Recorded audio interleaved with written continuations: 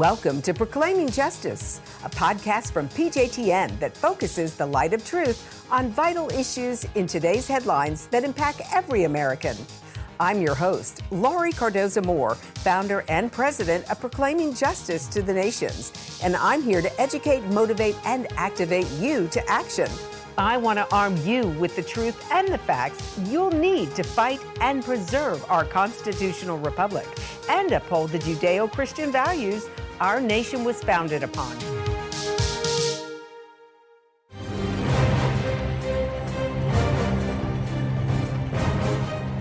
In September of 1960, Pope John XXIII tasked Cardinal Austin Bea to compose a decree on the relationship of the Church and the Jews.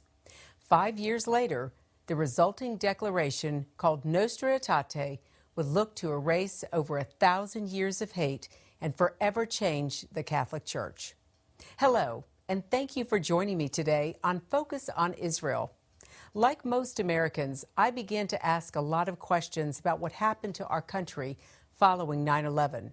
As I read and talked to experts, the issues of radical Islam and the attacks on America and Israel became extremely personal to me. I realized that Israel is facing threats from nearly every corner, from Iran's nuclear weapons program to terrorist groups such as Hamas, Hezbollah, Al-Qaeda, and ISIS. So if you're a Christian, why should you care? Many Christians believe that as the Jews rejected Jesus, then God has rejected them, and that Christians have replaced them. If you truly believe the Bible is the Word of God, then you know that when He speaks of Israel, He is speaking about the land of Israel and the Jewish people, not the church. On our program today, we're going to focus on the often turbulent relationship between the Catholic Church and the Jewish people. The seed of anti-Semitism found new fertile ground after the death of Jesus of Nazareth. One of the most unfortunate epithets in the history of the Church in its relationship toward the Jewish people has been the title of Christ killers. The first accusation that the Jewish people were collectively responsible for the death of Jesus came in a sermon in 167 AD by Melito of Sardis. In his homily, Melito formulated the charge of deicide, that Jews were responsible for the crucifixion of Jesus. He proclaimed that God has been murdered. The King of Israel has been slain by an Israelite hand. The accusation against Jews as Christ killers has led to the death of many Jewish people who were often depicted as being in partnership with the devil.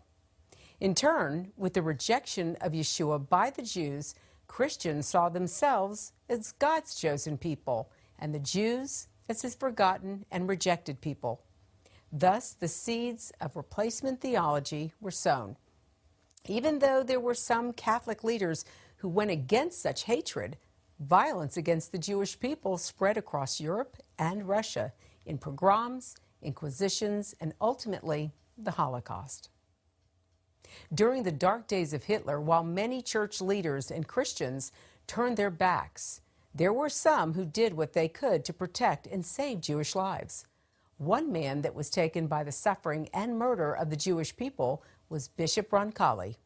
Appointed a bishop in 1925 to Bulgaria, Greece, and Turkey, he soon came to know the distress and moral anguish of the Jews fleeing from their persecutors and felt an urgent need to set against it. As the preeminent Vatican diplomat in Turkey and Greece during World War II, he played a historic role in saving tens of thousands of Greek, Turkish, Bulgarian, and Hungarian Jews during the Holocaust. In Budapest alone, Roncalli rescued at least 50,000 Jews by issuing baptismal certificates. Through persistent diplomatic protests, he was able to save thousands in Slovakia. When the war was over, Bishop Roncalli, the man who would become Pope, was a changed man with a new understanding of the sufferings of the Jewish people. When he succeeded Pius XII as Pope John XXIII, he had a chance to help again. He knew he could make small changes to liturgy, but more official and authoritative actions were required, and so he ordered Cardinal Austin Bea to prepare an official declaration of the attitude of the Church toward the Jews. In 1960, the first draft of Nostra Aetate was entitled Decree on the Jews. It read, in part, "The Church, the bride of Christ, acknowledges that according to God's mysterious design, the beginnings of her faith and election go as far back as to the Israel of the patriarchs and prophets. Thus she acknowledges that all Christian believers, children of Abraham by faith, are included in his call. Similarly, her salvation is prefigured in the deliverance of the chosen people out of Egypt. And the Church, a new creation in Christ, can never forget that she is the spiritual continuation of the people with whom, in his mercy and gracious condescension, God made the old covenant. The Church, in fact, believes that Christ, who is our peace, embraces Jews and Gentiles with one and the same love, and that he made the two one. Therefore, it would be an injustice to call this people accursed, since they are greatly beloved for the sake of the Father and the promises made to them. The Church loves this people. From them sprang Christ the Lord, who reigns in glory in heaven. From them sprang the Virgin Mary, mother of all Christians. From them came the apostles, the pillars and bulwark of the Church. Furthermore, the Church believes in the union of the Jewish people with herself as an integral part of Christian hope. With unshaken faith and deep longing, the Church awaits union with this people. As the Church, like a mother, condemns most severely injustices committed against innocent people everywhere, so she raises her voice in loud protest against all wrongs done to Jews, whether in the past or in our time. Whoever despises or persecutes this people does injury to the Catholic Church. This admission of past sins and false beliefs against the Jewish people was met with controversy within the Church, as not all agreed with this new stance. Although Pope John would not live to see the final draft of Nostra Aetate, his help during the Holocaust, his warmth and affection for the Jewish people, and his determination to move the Church into a new era of Catholic-Jewish relations is why he would be called the Pope of the Jews. During a recent trip to New York, I was honored to speak with Bill Donahue, the president of the Catholic League. Legatus magazine stated that Bill Donahue might just be the hardest working man in the Catholic Church, with the exception of Pope Francis, of course. Not only has the New York City native been at the helm of the Catholic League for a full 26 years, but he is busy writing a new book while regularly riding to the defense of Catholics across the country, beset by a hostile culture and media. Mr. Donahue gave me some insight on the significance of Nostra Aetate. Well, I think to some extent, in all honesty, Nostra Aetate got somewhat eclipsed in the minds of many Catholics at the time, not today. Today, I think it's gotten the significance it deserved back then. Quite frankly, as a young Catholic at the time, we were impressed by a lot of the changes that were going on. Some of them were just symbolic, such as no meat on Friday, but the nuns losing their habit and a lot of changes going on which were unsettling to a lot of Catholics. That, quite frankly, was something that overrode some of these other concerns. Now, the issue that we're talking about is more important in the larger realm of things, but I remember back at that time, there was a state of confusion, and still is to some extent with Catholics, about sometimes the changes came on too quickly. We could argue forever whether it was the spirit of Vatican II, whether it was the actual 16 documents, or whatever. But here's where it means so much to me, is that this was basically the clearest exposition of the Catholic denunciation of anti-Semitism. And I'm very proud of the fact that on December the 10th of 2015, the 50th anniversary, it was even more explicit. Now we're being told that we have to fight anti-Semitism. It is not good enough to say that supersessionism is nonsense. The covenant has never been revoked. We know that. As Francis has said, you can't be a Christian and be an anti-Semite. If you are, you're a hypocrite, you're a liar. There's no place for you in the Christian world. That needs to be said over and over again. I think so what's happened in 2015 in the 50th year celebration, even punctuates beyond what happened in 1965. So I think it's a moment for Catholics. I find very few Catholics today who have any problem with it. I say back then in the 60s, they didn't really have that kind of conversation, at least in the young circles that I dealt with at that time. But most Catholics today, of course, are very proud of it. I remember going to an ADL dinner in honor of John Cardinal O'Connor here a number of years ago. And this was the centerpiece of the discussion, and how Nostra Aetate did open the doors and the eyes of Catholics who perhaps themselves were, I'm not saying they were guilty per se of anti-Semitism. I don't think they were alert to it. I don't think they were sensitive to it. And while Nazism, as Ed Koch said, is what was responsible for the Holocaust, there's an anti-Judaic element there in Catholicism which had to be addressed. And wherever you find any kind of expression of bigotry, it has to be condemned by any reasonable person, and certainly by the Catholic Church, beginning at the hierarchy. Nostra Aetate very explicitly rejected this idea of the collectivization of guilt, that somehow Jews were all responsible for the killing of Christ then, and then fast forward into 2017. But even beyond that, I think it's been taught today in the Catholic schools and elsewhere that this idea is insane, that it's palpably unjust to collectivize the guilt. And Nostra Aetate was the springboard for that. It clarified what had been understood in the past, and today I'm very proud of the fact that that's gone into the vector of change has gone even beyond that. Today, you'd have to be really a marginalized Catholic to entertain that kind of insanity. Well, the good news is that in the second century, this heretic, Marcion, was labeled as such. He's trying to say that the Old Covenant is nonsense, that it's invalid, that we should just simply dispense with it. He was entertaining what we would now call supersessionism, the idea of replacement, that we have the New Testament and then we can just discard the Old Testament. The good news is that he was condemned as a heretic in the second century by the Church Fathers. The bad news is most Catholics are unaware of it, and certainly throughout the ages, as you get into the Middle Ages and into the more modern times, most Catholics are unaware of this. It needs to be restated. That's where Nostra Aetate is so important.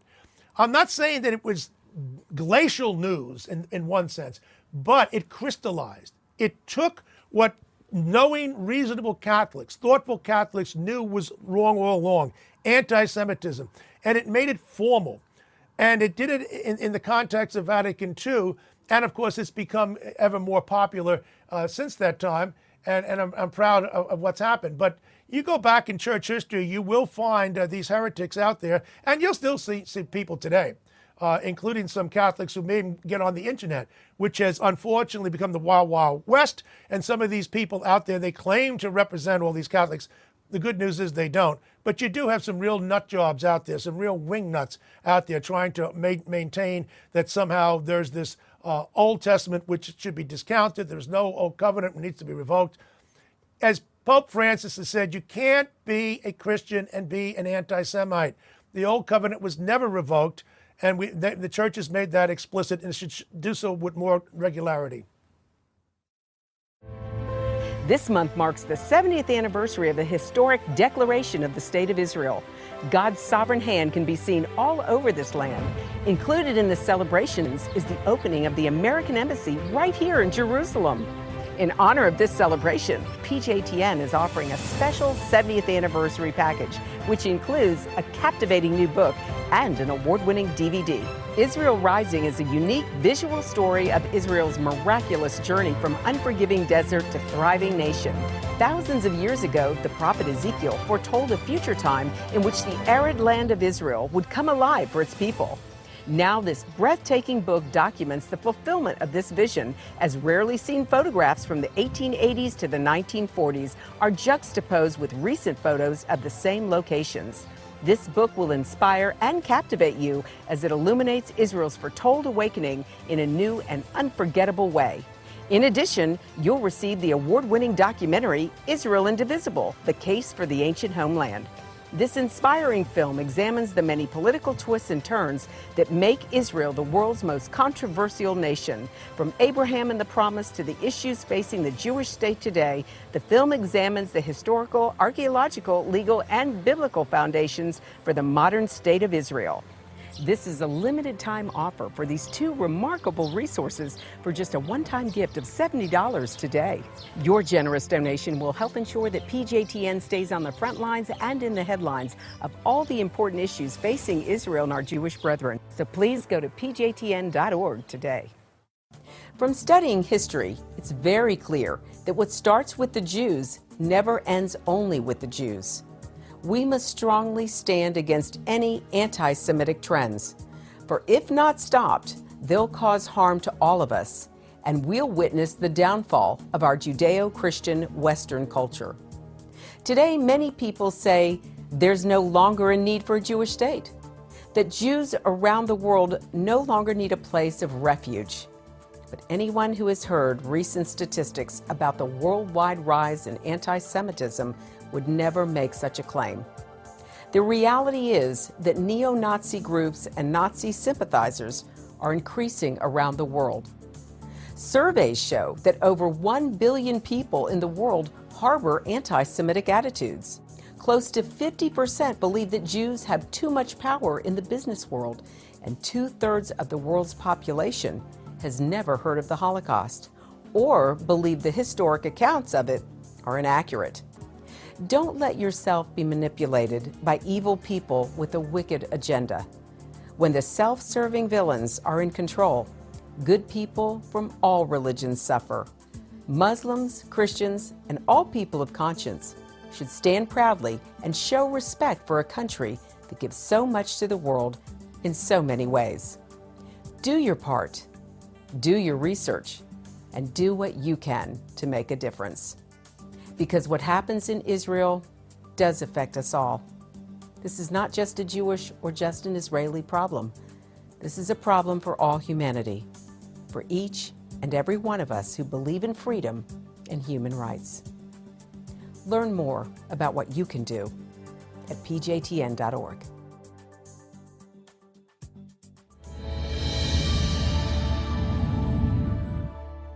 On May 6, 2006, the United States Holocaust Memorial Museum mourned the passing of Sister Rose Thering, a passionate voice against anti-Semitism and a pioneer in Catholic-Jewish relations. In a presentation on Nostra Aetate at the museum in December 2005, scholar Judith Bonke said, "Sister Rose was a feisty nun who carried out the first self-study of Roman Catholic textbooks and teachers' manuals in terms of how they portrayed Jews and Judaism. And that study provided the basis of the American Jewish Committee's first initiative to the Vatican Council." A Dominican nun from Wisconsin, Sister Rose submitted her dissertation to the St. Louis University in 1961 on the negative portrayal of Jews and Judaism that was widespread in Catholic teaching materials. The results of her scholarship were shared with Cardinal Austin Bea in Rome, who was then preparing the statement on the Jews, Nostra Aetate. Up next, we'll hear from Sister Rose from the acclaimed 2004 documentary film, Sister Rose's Passion, which portrayed her fight against anti-Jewish prejudice and explored the legacy of her work throughout the Catholic Church.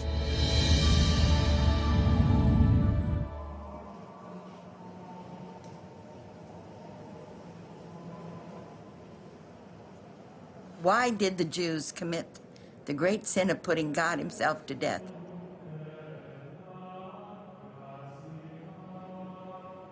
The Jews as a nation refused to accept Christ, and since this time they have been wanderers on the earth.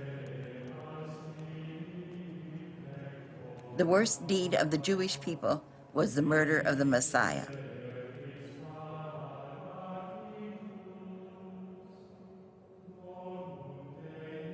Jews, evidently, were not loved by God.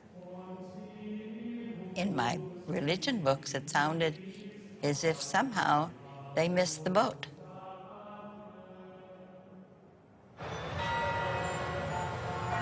The the Jews were responsible for the death of Christ, as far as I remember from the Catholic school that I went to. I guess the Catholic Church at the time when I was little said that the Jews were responsible for Jesus' death. Jesus was killed by the Jews. The Jews were responsible. I was taught that Jesus was killed by Jews. The Jews? The Jews.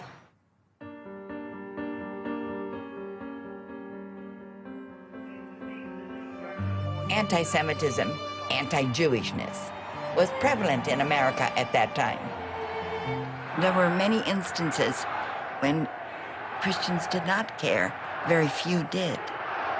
When I went with my guide to Auschwitz, my guide said to me, "Rose, you could smell the burning flesh 30 miles away, so you can't say that people didn't know about it." The Gospel of Matthew famously has the Jewish crowd say, "His blood be upon us and upon our children." Does this mean that from generation to generation, Jesus' blood is upon the Jews? That's what Catholicism taught until 1965. Jews were concerned for many years about how they were portrayed in Christian educational materials, because Jews always believed that one of the potent sources of anti-Semitism was a negative and hostile tradition of teaching and preaching about Jews and Judaism. My mentor came to me and said, "Rose, I've seen your transcript." He said, "We're doing a study here of ourselves as Catholics. And how do we present ourselves in the books that we use in the classroom?" And I ordered the most widely used Catholic religion teaching materials. And to my sorrow, I found some very ugly terms. It was frightening. One statement in the books was, "Jews asked for it because they said his blood be upon us and upon our children." A whole blood libel. It was really God killers they were calling the Jews. So who's Rose Thering that she thinks she can go into these books, study them, present them in another way? I remember her telling me about the atmosphere that prevailed in the hall at St. Louis University when they released the results of her study. She said you could cut the tension with a knife. While she was making this report, one of the bishops went out and called the archdiocese and basically said there's some nun in here criticizing the church, and tried to get her put down. The year's end brings an announcement of marked significance in church circles, as Pope John XXIII formally announces the convocation of an ecumenical council to be held in 1962. This is the first meeting of its kind to be convened in 93 years and will deal with many internal church matters. Cardinal Bea looked at my dissertations and said, "If this is in our textbook, this has to go." In 1965, the last document to get passed was Nostra Aetate. It almost didn't get passed, and only in 15 Latin lines changed our relationship to Jews and Judaism forever, putting it to a positive relationship, which had been negative for 2,000 years. And that document said, "We Christians cannot blame Jews for the death of Jesus." And it gave the reasons why. If we come to an understanding of what anti-Semitism did in the Holocaust, then if we really come to that understanding, then we will care about other people and be courageous and try to do the right thing and be ready to speak up. And I guess that's my reason for protesting, for speaking. We need to do this. We are called to do this. I think you have to leave some things to God. Like Ruth, the story of Ruth. Ruth is not a Jew, but she was with Naomi, and she loved Naomi. And she loved the Jewish people, but she wasn't Jewish. I understand that probably individual peoples have difficulty with my so-called passion and love for God's people, which should also be their passion and their love. We are all indeed children of God. And this is something that needs to be lived every day, every moment. And it's not easy to live it every day, every moment. That is the challenge. Ruth said, "Do not ask me to abandon or forsake you, for wherever you go, I will go. Wherever you lodge, I will lodge." Your people shall be my people. Your God, my God.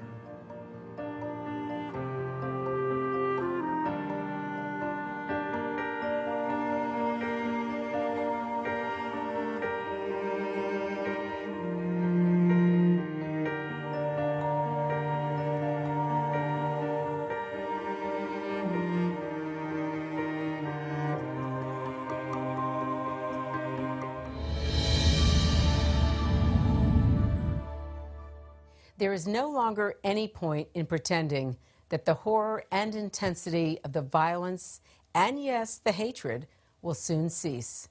Nostra Aetate is a vital step in the right direction to stem this age-old hatred. As God reminded the prophet Obadiah that judgment would come to the descendants of Edom in the last days for standing by when their brother Jacob, Israel, was in need. Our Christian faith demands nothing less as well. Our faith, logic, and preservation should motivate us to speak out. Well, that's our program for today, and I want you to know we appreciate your support. The time to take a stand is now. Be a leader in your community and in your church. One person can make a difference. Get involved with and support pro-Israel organizations such as PJTN. Call your senators, congressmen. Let your elected leaders hear from you. Visit our website to learn more. Sign up to receive action alerts and order our films to share with family and friends.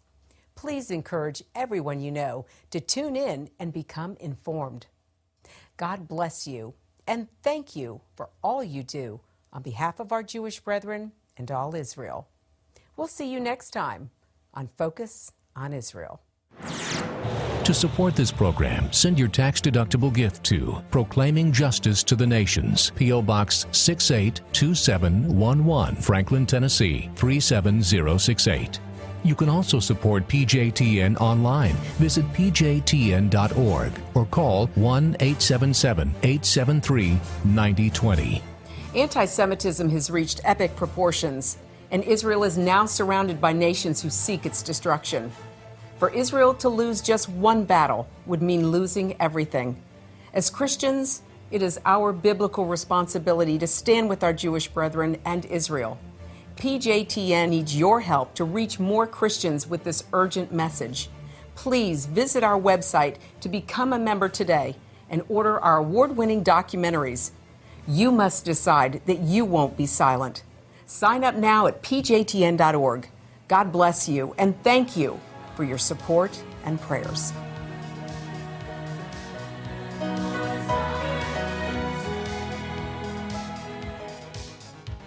Thank you again for joining me on this edition of Proclaiming Justice. Please share this podcast with your family and friends. For more information about how you can get involved, please visit our website at pjtn.org.